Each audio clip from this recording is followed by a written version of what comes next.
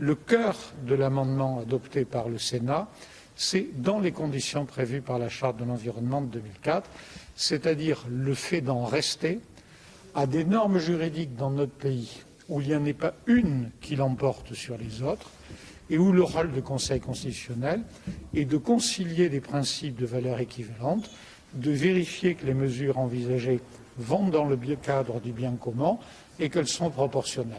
C'est ce modèle de conciliation et d'équilibre auquel le Sénat a montré son attachement.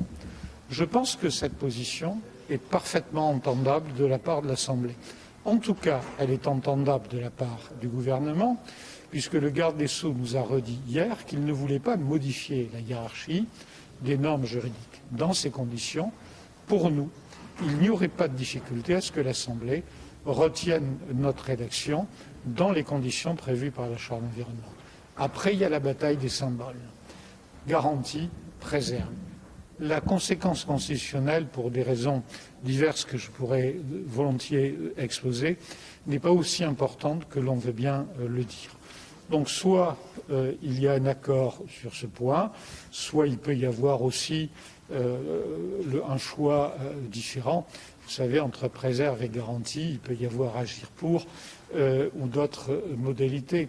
Donc si il y a une volonté d'aboutir à un accord, je le crois parfaitement possible, avec un peu de bon sens et d'esprit de conciliation.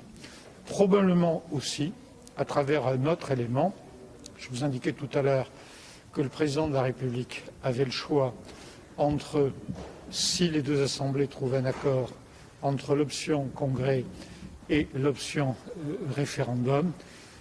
Regardons les réalités. Nous sommes maintenant à moins d'un an de l'élection présidentielle. Le calendrier est extrêmement réduit. Les esprits sont déjà dans la campagne présidentielle. Si le président de la République veut passer par un référendum, il va être interprété par les Français comme un élément de cette campagne électorale présidentielle.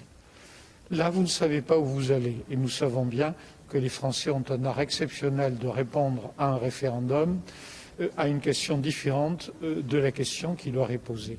La sagesse serait que le président de la République mette ce sujet en arrière de la campagne présidentielle et accepte que sa validation se fasse par Congrès. Je crois que ça pourrait être accepté par toutes les formations politiques.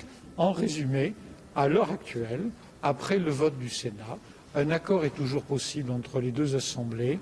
Les éléments d'une conciliation peuvent être jouables et la traduction politique serait à ce moment-là un vote en Congrès.